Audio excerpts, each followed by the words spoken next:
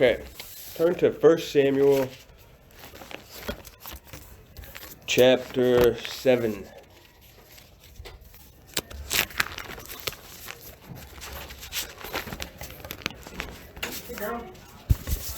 Hello, good morning. 1 Samuel 7. Good morning. So, just a quick recap. The Philistines and the Israelites had been in conflict.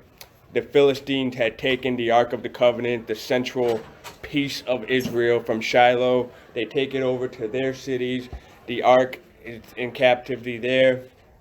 God judges the Philistines. Remember, their God falls face down toward the Ark. They continue to move the Ark to all the different cities, only to find that the judgment of God follows. Finally, they say, we just have to give this thing back. So they bring it back to the Israelites, and you remember they were a little bit flippant with it, and they were looking in it and looking at it and handling it when they were not supposed to, and God judged them, 50,000. We did speak a little bit about the discrepancy on the 50,000 or the 70. But then the people say, okay, we have the ark back, and they send a message. If you look in verse 21 of chapter 6, they sent a messenger to the inhabitants of Kiriath Jearim, saying, the Philistines have brought back the ark of the Lord. Come down and take it. You remember, it was in Shiloh, and I mentioned last week, Shiloh would probably gone at this point. The Philistines probably destroyed the village of Shiloh, so they have to bring it to a new place, and they bring it to Kiriath Jearim. And that's where the story picks up in chapter 7, verse 1. And the men of Kiriath Jearim came, and they took the ark of the Lord and brought it to the house of Abinadab on the hill, and consecrated Eleazar his son to keep the ark of the Lord.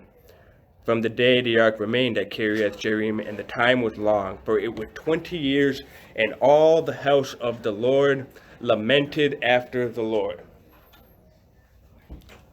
All the house of the Lord, all the house of Israel lamented after the Lord for 20 years. So it's the 20-year time period from the events of chapter 6. And you see there, it remained at Kiriath Jearim. It stayed there until David moved the ark during the kingship of David from Kiriath Jearim to Jerusalem. The ark would remain in Kiriath Jearim. For those of you just walking in, 1 Samuel chapter 7 is where we're at this morning. 1 Samuel 7. Say it again. 1 Samuel 7. Thanks. Yep. Verse 3.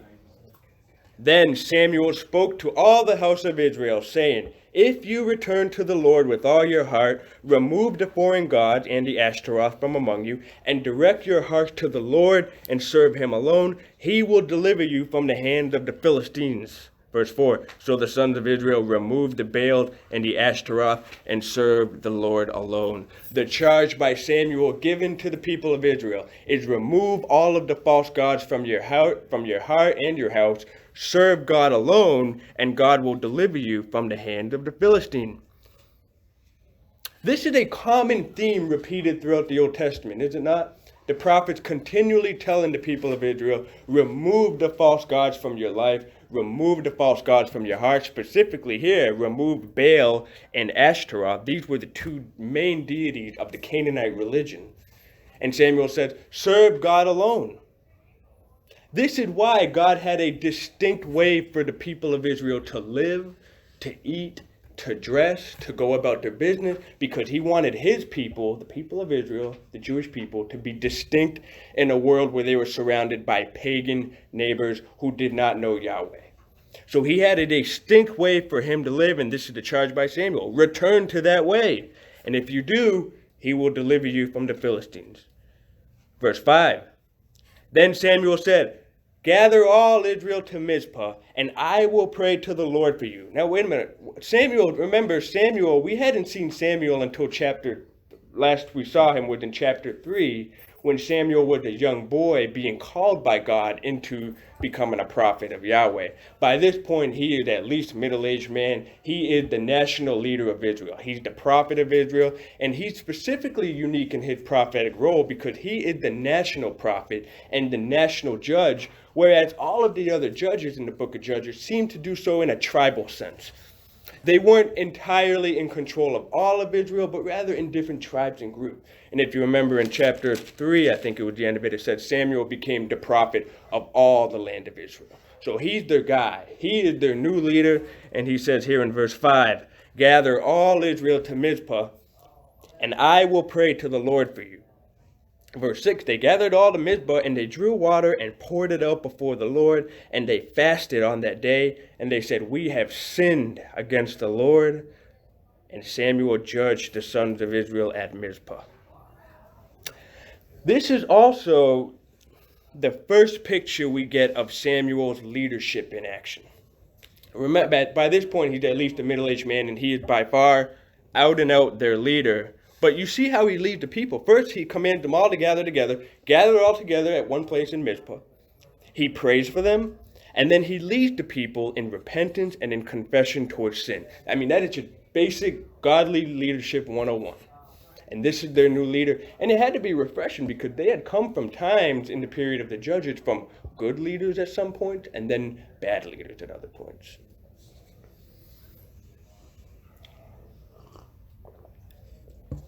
Keep reading verse 7. Now when the Philistines heard that the sons of Israel had gathered to Mizpah, the Lord of the Philistines went up against Israel. And when the sons of Israel heard it, they were afraid of the Philistines. Then the sons of Israel said to Samuel, do not cease to cry to the Lord our God for us, that he may save us from the hand of the Philistines. Verse 9, Samuel took a suckling lamb and offered it for a whole burnt offering to the Lord. Samuel cried to the Lord for Israel, and the Lord answered him. Now Samuel was offering up the burnt offering, and the Philistines drew near to battle against Israel. But the Lord thundered with a great thunder on that day against the Philistines and confused them, so that they were routed before Israel. The men of Israel went out from Mizpah and pursued the Philistines and struck them down as far as below Beth-kar. Here we go again with the Philistines and the Israelites at battle. We're not told why, although there may be indication that it was something over land, because it says when Israel was gathered at Mizpah, in verse 7 it said the Philistines struck then. But again, we don't know why. But here we do know this. The Israelites had a losing record against the Philistines. The Philistines had their numbers. They were their big brothers. And every time they went up against them, up to this point, they lost most of the time. That wouldn't really change until David, who was the king of warrior, a mighty man of battle, until he sort of reverses the tide. But up to this point, they have a losing record, so they're scared. They turn to their new leader, Samuel. Do not stop crying to God that he delivers us. And Samuel responds by sacrificing a lamb to God. And God responds by answering the prayer of their new godly leader, Samuel. And he thunders against the Philistines and smites them. Verse 12. Then Samuel took a stone and set it between Mizpah and Shen, and named it Ebenezer, saying, thus far the Lord has helped us. So the Philistines were subdued, and they did not come any more within the border of Israel. And the hand of the Lord was against the Philistines all the days of Samuel. The cities which the Philistines had taken from Israel were restored to Israel, and from Ekron even to Gath, and Israel delivered their territory from the hand of the Philistines, so there was peace between Israel and the Amorites. Samuel takes a stone, and in commemoration of this event, he erects a monument. The Israelites love to do this. Joshua did it, Moses did it. Joshua famously did it when he crossed through the Jordan River, and he erected the 12 stones. And he said, one day your children are going to ask, what did this mean? And he said, you tell them it is a reference and a memorial to what God had done here when he parted the waters of the Jordan River and we were able to walk through it. So the Israelites loved remembering what God had done. And I think we can do that too even today. You know, I think we all should have things in our house and in our memories, whatever it is, whether it's material or whatever that may be, that we can kind of look back on and say, you know, this reminds me of this time period that I went through where God was with me. Or this reminds me of what God did, you know, this many years ago and such. And it's a good reminder. And we take that from the Israelites too. But look at here in verse 12. He names it Ebenezer, saying, thus far the Lord has helped us. Ebenezer literally means stone of help. And this is the verse that is behind the song that if you were here this morning we sang, "Here I raise my Ebenezer. Here by thy great love I've come, and I hope by thy good pleasure safely to arrive at home." Robert Robinson wrote that song, and this was the verse behind it. And if we don't know what that means, it sounds kind of strange, because otherwise we're singing, "Here I raise my Ebenezer," and it's just like, who is Ebenezer? And why are we raising him? This doesn't make a lot of sense. But he's referencing this verse here where he's saying, "Here I raise my own stone of monument to God. Here by thy great love I've come." Robert Robinson, by the way, it's an interesting story behind that song. He was around in the 18th century, and he was an early American. And at first he had, no interest in God, like we all do at one point. We're all born that way. And he and his friend decide and go hear a local preacher who's making his round named George Whitefield. Some of you were in my class this summer when we talked about George Whitefield. So he goes over with his friend, and Robinson, I think the story goes that he's slightly interested in hearing what this guy Whitefield has to say, but he doesn't want to go and tell his friends all of that, so he tells all his friends, "Let's go and heckle this guy Whitefield." And in Whitefield, if you remember from the class, he was energetic, flamboyant, and he almost took the heckling and sort of egged it on in some ways because he was so passionate about it. So they go and they hear this guy Whitefield preaching, and right as they arrive is when Whitefield said this line. He says, "You brood of vipers, who warned you from the wrath to come?" And Robinson, as a young man, is scared and he runs away leaving. But that line sticks with him, and he eventually becomes a Christian. And he writes this hymn, "Come thou fount of every blessing." He writes the line, "Here I raise my Ebenezer. Here by thy great help I've come." If you remember the last verse, "Prone to wander, Lord, I feel it, prone to leave the God I love. Here's my heart, oh take and seal it for thy course above." This is a little quip, I guess you might say. I was about this time when I first heard that song in church, and it was around Christmas time, and the Christmas Carol had played, so I always thought that was Ebenezer Scrooge. And that's the picture I got whenever we sing it. Yep. If you wouldn't know that, that'd be the picture to get, right? Unless you were told otherwise, it wouldn't make any sense if you weren't told what an Ebenezer was. Yeah. Yep. Folks would name, where I come from, folks would name their mules Ebenezer Really? because it was a help to help them provide sustenance. I'll keep that in mind if I ever get a mule. You never know, right? Anyone who knows her, she would want a mule more than me, though. Yeah. Maybe she does a mule. Right. But after Robinson wrote that song, he had a period of falling away from the faith, right? Backsliding from the faith, whatever it may be. And he goes into his own way, whatever that was. And the way the story goes is he ends up on a stagecoach and he's sitting next to a lady, a stranger, who's singing this hymn that he had wrote many years ago. And the lady said, "Let me tell you about this new hymn I found." And she starts singing it to Robinson. And the story goes that Robinson said this, "Madam, I am that poor unhappy man who wrote that hymn many years ago, and I would give 1,000 worlds if I had them to enjoy the feelings I once had when I wrote that hymn." So it's a wonderful hymn, and it has an interesting story behind it. But that's the meaning behind Ebenezer. And that's why it's important, though, to know what we sing and not just sing blindly without singing the words and just because they're on the screen or in the hymnal, right? We need to understand what they mean. I'll give you an example. For the longest time, on the hymn, "On Christ the solid rock I stand," which had been kind of modernized to "Christ alone, cornerstone," you remember there's a line that says, "I dare not trust the sweetest frame." And I was always like, what does that mean? So I finally looked it up, and I found out the author was a cabinet builder. He was a carpenter. So when he said, "I dare not trust the sweetest frame," he is referencing that to the fact that he would build cabinets for people. And it's his way of saying, I dare not trust my occupation. I dare not trust that for my life, but wholly trust on Jesus' name. I dare not trust the sweetest frame, but wholly trust on Jesus' name. And when you understand that, that makes so much more sense. And you can sing that, and although you may not be a carpenter or a cabinet builder, you have an occupation, and when you sing that line, you can relay that to, I dare not trust what I do with my job, while it's important and God calls us to work, I dare not trust that solely, but wholly lean on Jesus' name. But again, that's just a quick aside. It's important to know the hymn and all of that, but we need to understand why we sing it and understand the words. We sang another song this morning. The group, when we were rehearsing it this morning, we had a word that we thought it was a misspell, and they just continued misspelling it. And that's in He Leadeth Me. How many people know what a bower is? Bowers bloom. It says, Tree branch. what is it?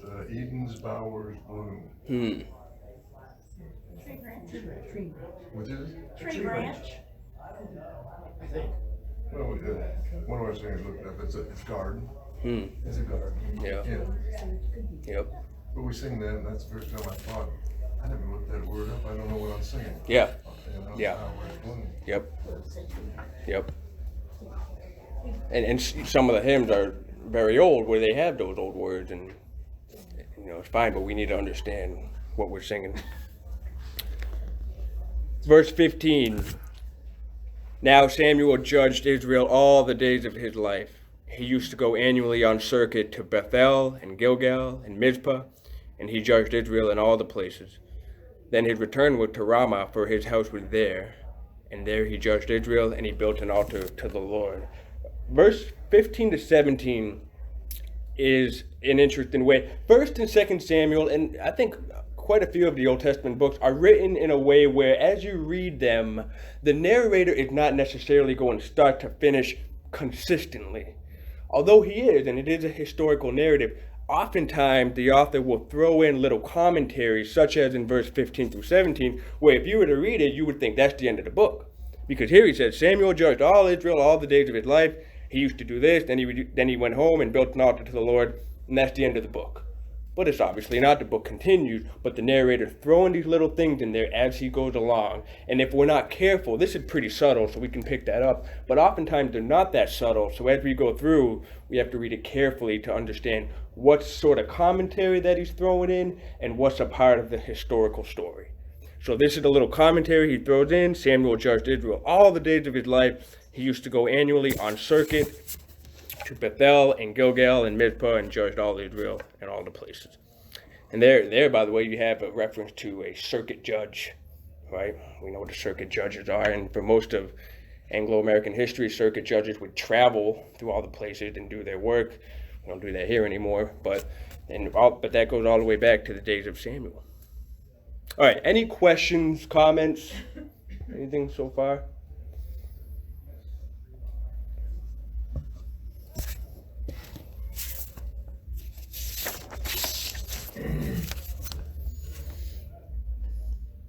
Okay, chapter 7 into chapter 8 is a transitional period in this book. If you were to see the story of 1 Samuel, 2 Samuel, whatever, as one giant play, chapter 7 is the end of Acts 1. The curtain closes, the lights come on, and we go get our snacks before we wait for the second act. And it is a transitional story because the narrator has told us the beginning and origin story. Back all the way back to chapter 1, he told us about Hannah, a young, barren Jewish woman who pleads with God for God to give her a son. God gives her a son, Samuel. He calls him to be a prophet. And as he's doing all of this, God is turning the events to change things in the history of Israel. And in doing so, he's judging the house of Eli. Remember Eli? Eli was the former prophet before Samuel. Give them defeat on the battlefield, bring them back the ark, all to raise up this new leader in Samuel. But this is why this is the transitional moment, because up until this point in the history of Israel, the people of Israel had been ruled by judges. Gideon, Samson, Eli, Samuel, all of these judges, and again, mostly in a tribal sense, not in a national sense, but here we have the transition from being ruled under judges to being ruled under a king.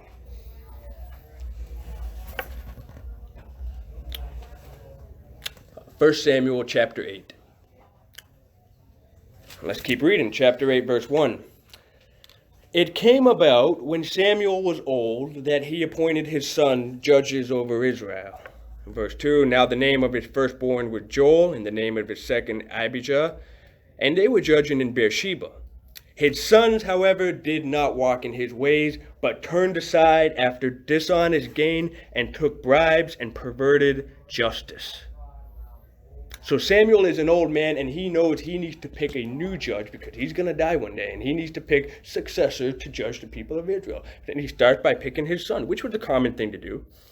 And he said to them, you judge Beersheba. However, there's a problem. Verse 3, his son did not walk in the ways of Samuel, but they turned after dishonest gains, they took bribes, and they perverted justice. This is the second judge in a row who had problems with continuing the line of judges to the point where they were able to produce good judges as their offspring. This was the problem with Eli. This is why Eli in the house of Eli was judged. Now, Eli had a bigger problem that he didn't do anything about it. Remember, that's specifically the reason God gave when he judged the house of Eli. I'm judging them because he did not do anything about his son.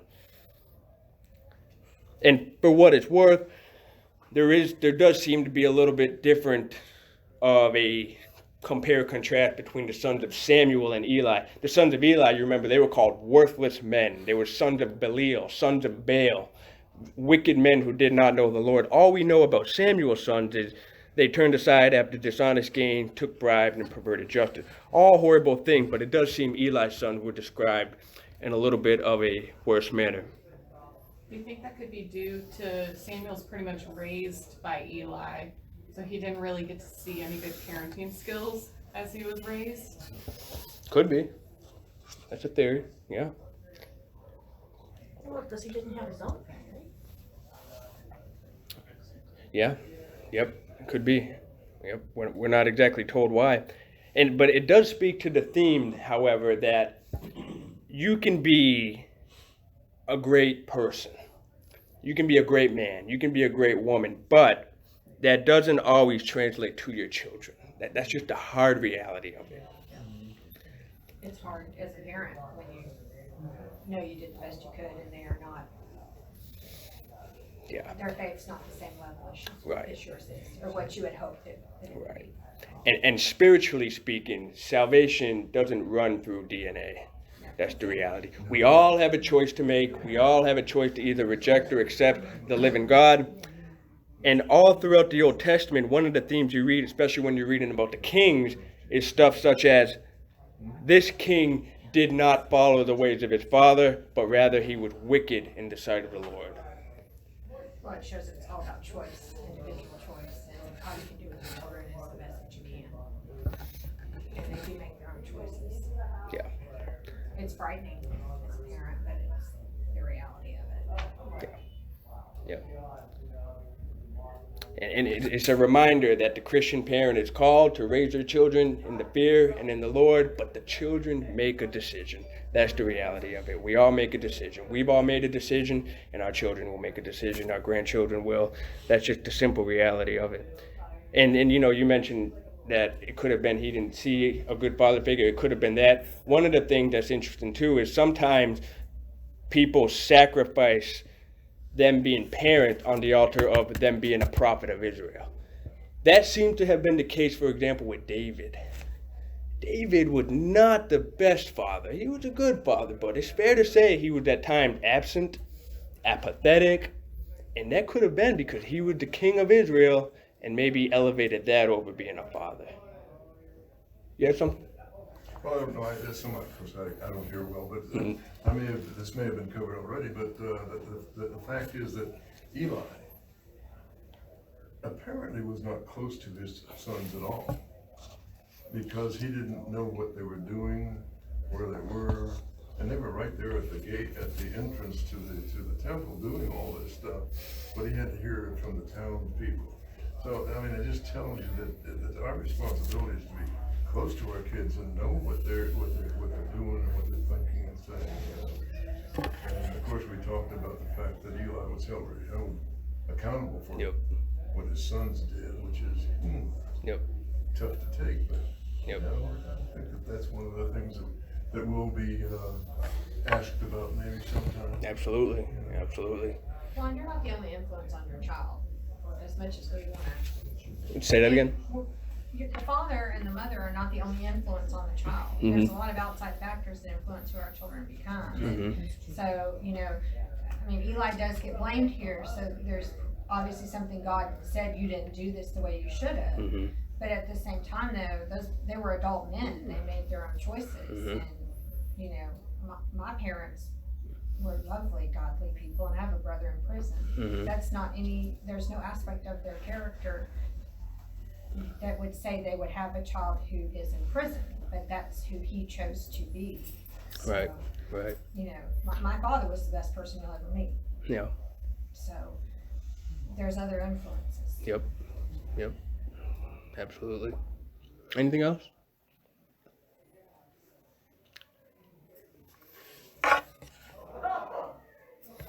Okay.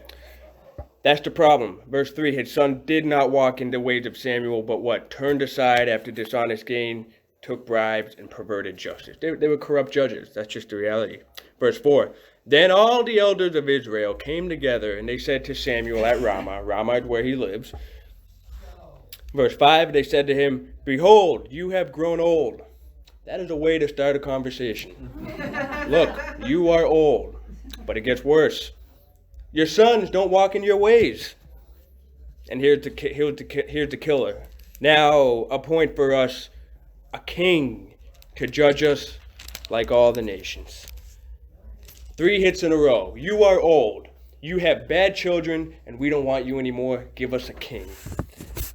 In fairness, the people of Israel likely saw the sons of Samuel and said, we're not going down this road again. We're not going down that we have a good judge and now we see what's coming up and it's going to be a bad judge. We're tired of this roller coaster. And their solution is give us a king to judge us like all the other nations. That is the key phrase. We want a king like all the other nations. It's said twice in this chapter and it'll be repeated. But that's the key phrase because evidently they forgot that the charge from Yahweh was to be distinct from all the other nations. They were not supposed to have a king like all the other nations because God wanted to be their God and their king. He did not want them to have a king. He wanted to be their king. That was the charge in the Torah, to be distinct and to be different from all of the surrounding pagan nations that did not know Yahweh. And ever since the time of slavery in Egypt, the Israelites and the sons of Israel have had a glimpse of what other people groups have lived under in terms of living under a king of some sort. They saw the Egyptians living under Pharaoh. They saw the Canaanites living under a king as they went to battle with them. While they were enslaved by some other people groups, they saw they had kings, and they, I think, eventually said, you know what, we're not going to be able to be taken seriously by any of our neighbors if we don't have a king. So give us a king. God, by the way, predicted all of this was going to happen. You turn back with me to Deuteronomy chapter 16.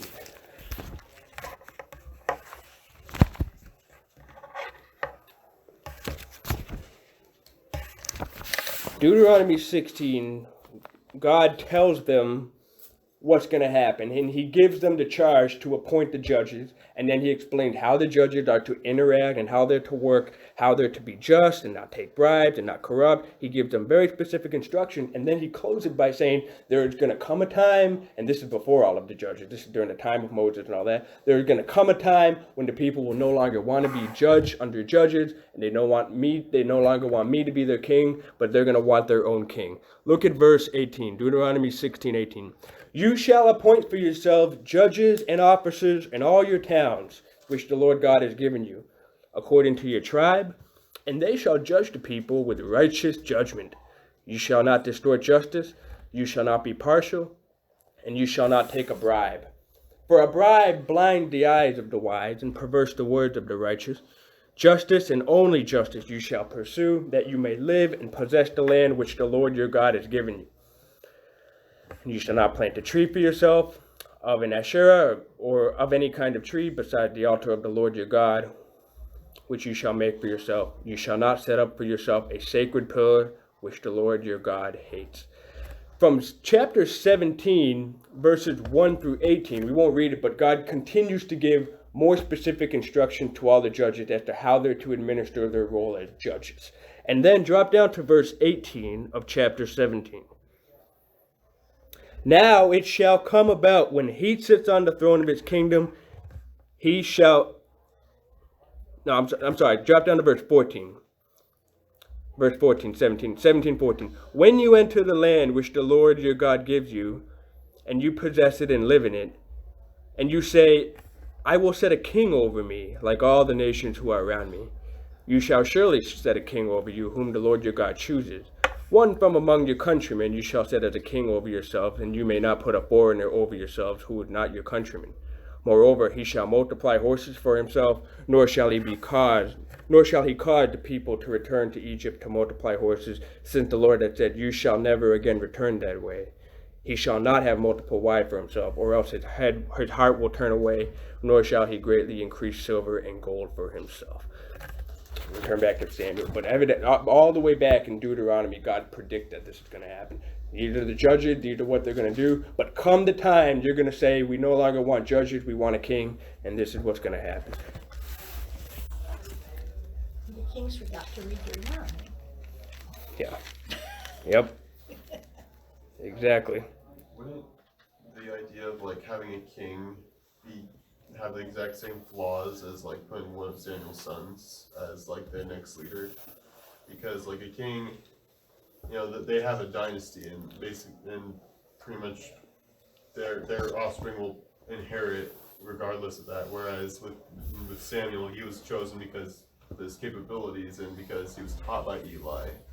Like I feel like if they'd stayed with the judge path and just like maybe had another person learn under Samuel who wasn't one of Samuel's sons, it would have been that problem would have come up. Yeah, you're right. I don't think they thought it through, that the problem of having a bad successor over a good judge is going to go away with the kings, because that problem would continue with the king.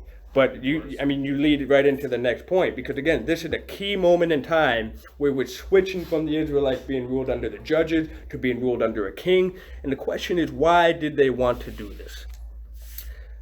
One commentator gives 5 reasons. Number 1, as we just said, the failure of the system of the judges to provide a transitional system of good judges. There were just simply too many cases of good judges, Gideon, Eli, Samuel, who were followed in succession by bad judges.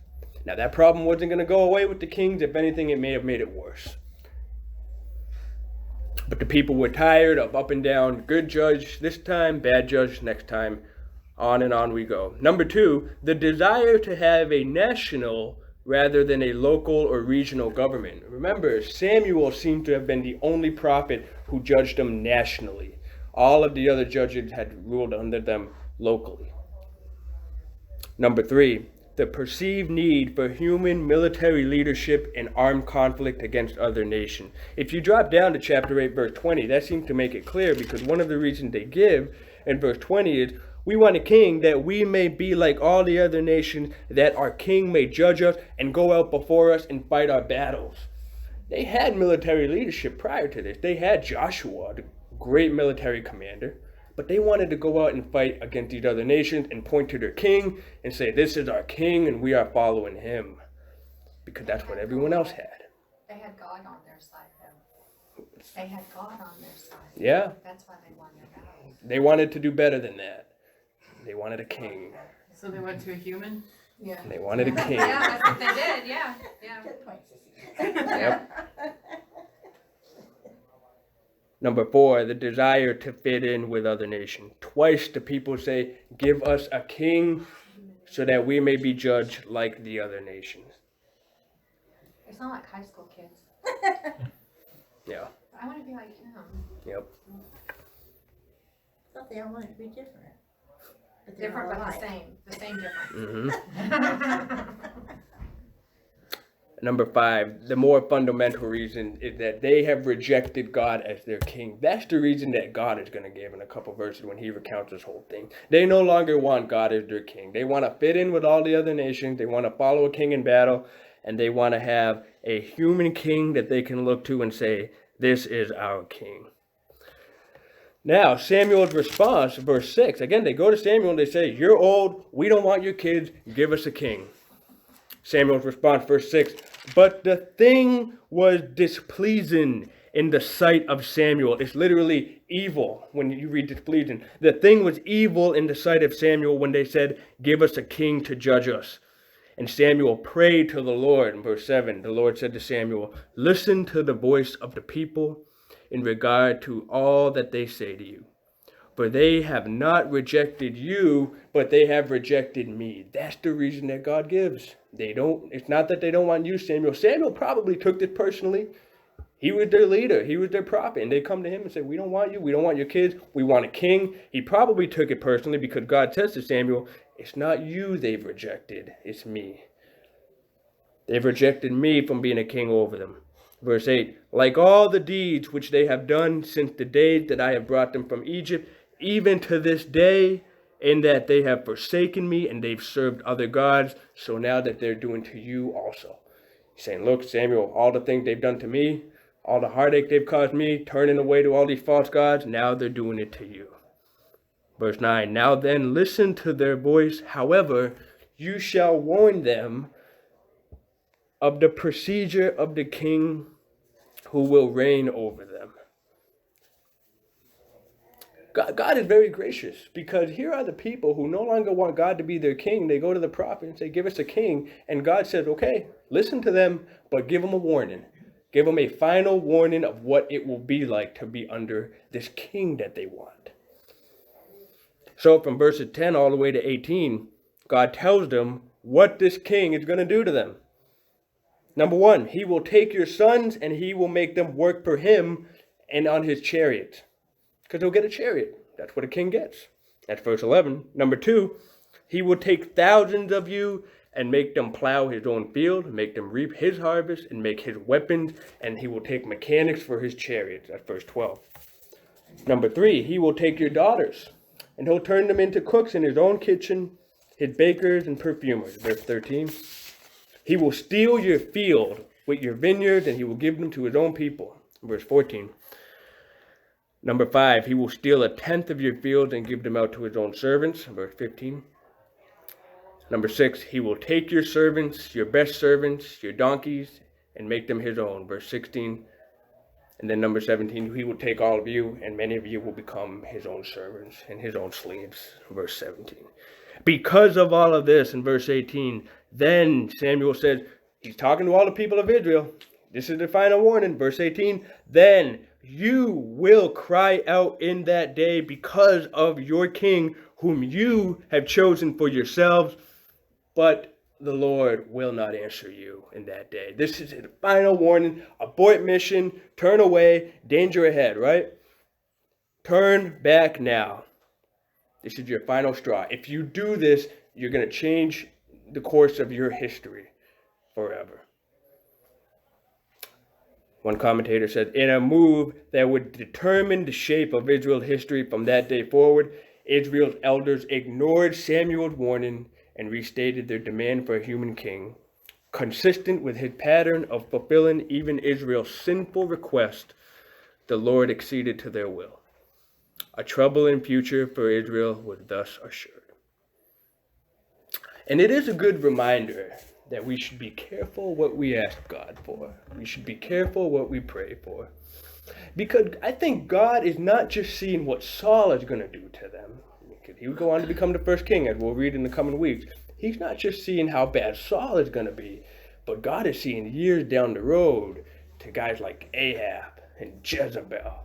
All of these pagan in spirit, I should say. They're all Jewish, but all of these pagan in spirit kings and queens who are going to lead the people away from God. God sees the full picture. He sees what this road would lead under. But he grants them what they want, and he gives them a king. Ryan, this may be too hard of a question to answer cold turkey, but what do you think would have been the history of Israel if they had kept with the judges and never That's too hard of a question. I mean, I don't know. Yeah. Tell her to research it and get back to you. Yeah. Yep. But they wouldn't have had their great King David. That's true. God took their, like he always does, he takes our mess and cleans it up and makes, you know, now David's in the line of Christ. Yep. He did what he always does. He takes a mess and makes it what he wants it to be. So Yep. So the answer is they still would have messed it up. There would have been another way of messing it up. it would There still would been a have hot another way, mess, yeah. but God would have done what he always does and he would have Made it work. made it work. Even David is guilty of some of the things that Samuel Oh, was sure. warning him about. You know, Oh, like, sure. and then to Bathsheba, you know, he had one of his own countrymen. He didn't kill him directly, but he set conditions for him to be killed. So it's important to remember that even the best kings had their moments. We're not all perfect. That's why we're all here. The nice part about it is he was a man after God's own heart, which is very comforting because all of our hearts are not what they should be either, but God still can He use was that. repentant. Well, Samuel, being a national judge, he allowed the tribal leaders to abdicate their responsibility, as you read in Deuteronomy. So once they had that experience of, I didn't make the decision, Samuel made it. Well, then going to a king is just the next logical progression. Yeah, that's a Saying, good point. you're not gonna blame that on me, that's the big guy did that decision. Yep. And so that just allowed them to maintain that's not my problem. Yep. That's a good point. When we were talking about parents and children, to me, that's a really good example of God showing tough love to his children that, you know, this is the way it is and it's gonna be, but you have a choice here. And then he chose not to bail them out or give them, you know, appease them or whatever. You're gonna be accountable. And I think today sometimes with our children, it's so easy to give them ways out and stand up for them and that kind of stuff. Yep. Yep. Good point. And again, this is a transition into the book. I always say, you know, chapters are artificial. Don't let them distract you. But in this case, it's helpful because as we think of the story as a whole, in our mind, we can think, all right, chapters 1 through 7 is really something of introductory nature where we meet Samuel as a young boy. He's called into the prophetic office as being a prophet of God, and he functions in that role. He goes with the Philistines, and there's battles back and forth. That's chapters 1 through 7. And then in our mind, when we think chapter 8, we think that's the transition between the judges to the kings. And then in chapter 9, we meet Saul. And then in 10 and on, Saul is their new king of Israel. King Saul. Why don't we stop there just so we can keep on with chapters, you know, for the sake of chapters. So any final thoughts or questions on that? So we're moving along at a good pace. I need to admit, I thought, remember, some of you were here for Romans, and we moved slow in Romans, which was good, but, you know, we had to because Romans is just such different literature. But when you read in a historical book, we can move pretty fast because there's not many comments to make on just simple historical matters. So that's good. We're making good timing. Again, I don't know. And if we continue to, maybe we'll just keep on with 2 Samuel. So we'll see. We'll see how it goes. Final thoughts, or questions, or anything? Yes. What she said made me think about where we were just reading how God said, if you get a king, I'm not going to help you if you complain. Whereas in Judges, whenever they were having a hard time, everything was bad, they cried out to God, and he sent them someone, like chapter 6, verse 7, when they cried out to the Lord because of Midian, the Lord sent a prophet to the Israelites. He said, you know, anyway, he sent people in Judges, you know, when they would be continuing to do things that God didn't like, but then they were complaining and saying, this is too much, I need your help. Yeah. So the difference between now, he says, if you get a king, I'm not gonna help you like I've been helping you. Yeah. Yep. When they said that this is what the king's going to do, he's going to take 1/10 of everything, I have an idea that's really 1/10 was dedicated to God, and says he's going to take my stuff. He's going to take my stuff. Interesting. Yeah. Yeah. That's a great point. Could be that. Yeah, that belonged to me. That's my tithe, and he's going to take that for himself. Yeah. And in my version, it doesn't say a tenth, it says the best. Okay. So I mean, it's a good, the tenth that Yep. God wants is Right. not just 1/10, any old tenth, Yep. but the best. Yep. Interesting. Saul will be an interesting case study to watch spiritually, because, and I think it's debated even today, like was he ever really a true believer, because he was just so bad, you know. But it'll be interesting to watch him develop his spiritual life, and as we read in the coming weeks on Saul, just kind of look out for the hints as to how the narrator is painting him and portraying him, and how he just screws it up continually. So, all right, anything else?